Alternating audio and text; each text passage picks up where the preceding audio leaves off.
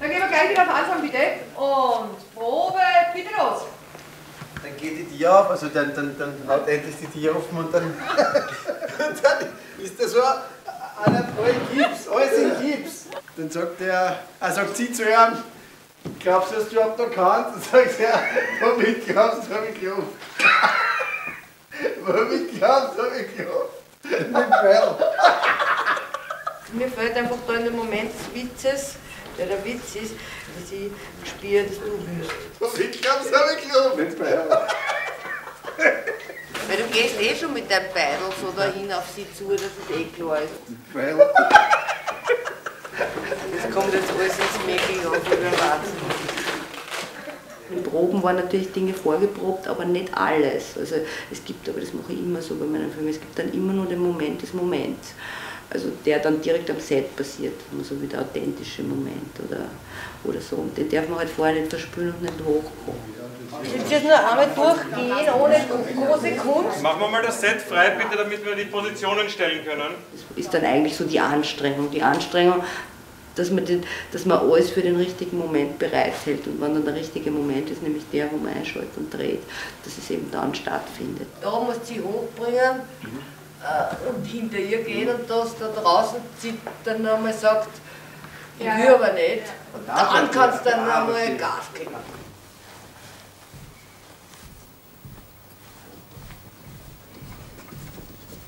Das ist nicht der Ernst. Heute da steht's, geh! Das ist jetzt nicht der Ernst. Super. Danke. Und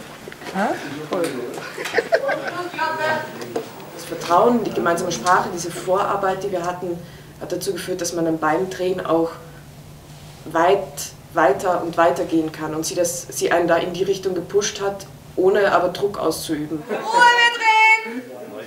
Und bitte Ton! Ruhe! Natürlich, so viele Sexszenen zu drehen, war anstrengend. Und es gab schon die Morgen, wo ich aufgestanden bin und gedacht habe, mein Gott, könnte ich jetzt nicht irgendwas anderes machen. Es gab halt so einen Tag, der für mich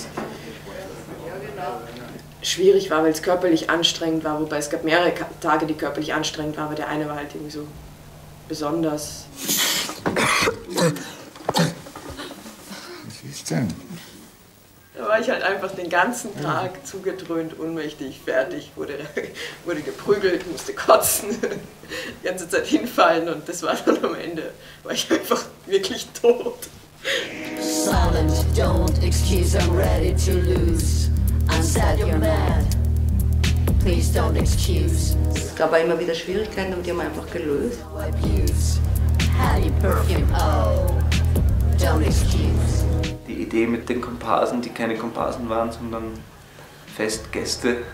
Naja, der Pragersonntag war natürlich für alle eine große Herausforderung. So, wir machen eine Probe. Leise! Und bitte los! Tatsache ist, wir hatten nicht so viel Geld. Tatsache ist, ich wollte so der große Party und ein Fest. Und ich habe gesagt, wisst ihr was, ich habe das schon bei anderen Filmen gemacht, wie bei Vollgas, dann nehmen wir einfach keine Komparsen, sondern irgendwie machen wir das über Freibier und so weiter. Und das ist ganz easy. Ich wusste natürlich, dass das überhaupt nicht so ist, weil ich habe es ja schon gemacht. Für euch ist es das ganz normale Disco-Event geschehen.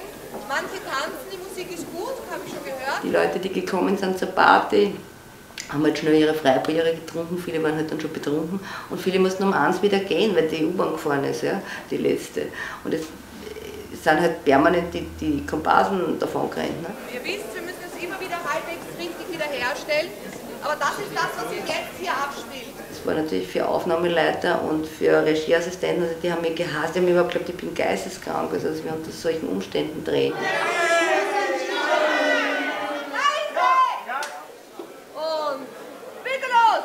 Es wurde einfach von Take to Take schwieriger, weil der Alkoholpegel in einem Maß gestiegen ist oder in einer Schnelligkeit, dass man irgendwann einmal wirklich eigentlich nicht mehr arbeiten konnte, weil dann wirklich sprichwörtlich jemand kurz vor Bitte los, dann nochmal vor die Füße speibt, dann ist es nicht ganz einfach, sich zu konzentrieren.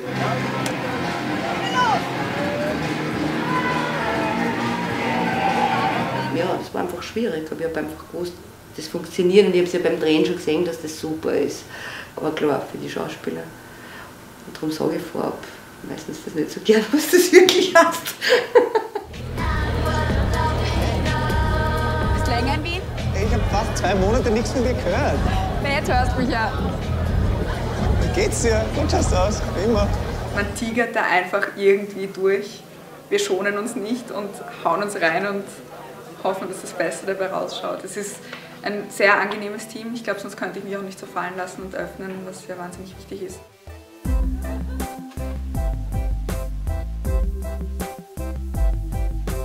Also das war gut, dass es erstens ein sehr weibliches Team war, wobei es mir anfangs gar nicht so bewusst war. Bis dato habe ich schon erlebt, dass ein großer Frauenanteil Filmteam sehr entlastet, weil es einfach immer noch viele Männer gibt, die unter diesem Machtkampfproblem leiden. Aber hier ist einfach so eine sanfte, fließende Frauenwelt und es ist eine ganz andere Atmosphäre, eine ganz andere Weichheit in der Luft, die mich einfach entspannt. Ja, genau, es fließt. Das habe ich, ja, witzig, genau das habe ich gesagt. Nach den ersten paar Drehtagen habe ich schon das Gefühl gehabt, das ist irrsinnig angenehm und locker und es fließt.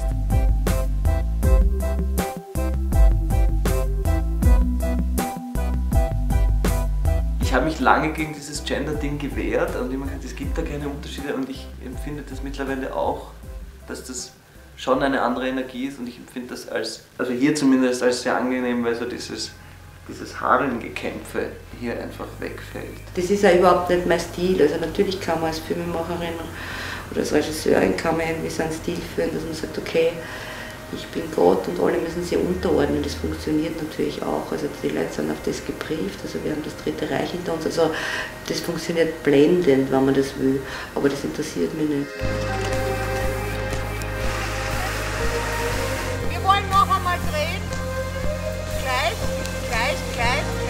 Es war halt intensiv und es war natürlich auch arbeitsintensiv, weil oft die Drehtage lang waren und weil es natürlich für alle emotional anstrengend war. Aber es war einfach schön, weil alle den gleichen Strick gezogen haben. Bitte los!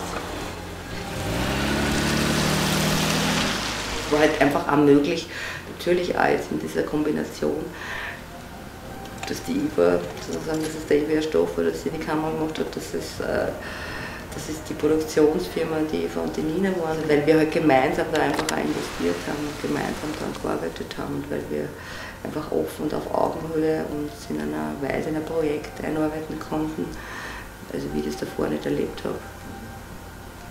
Und das war einfach toll. Kommandoretür, die kommt nochmal,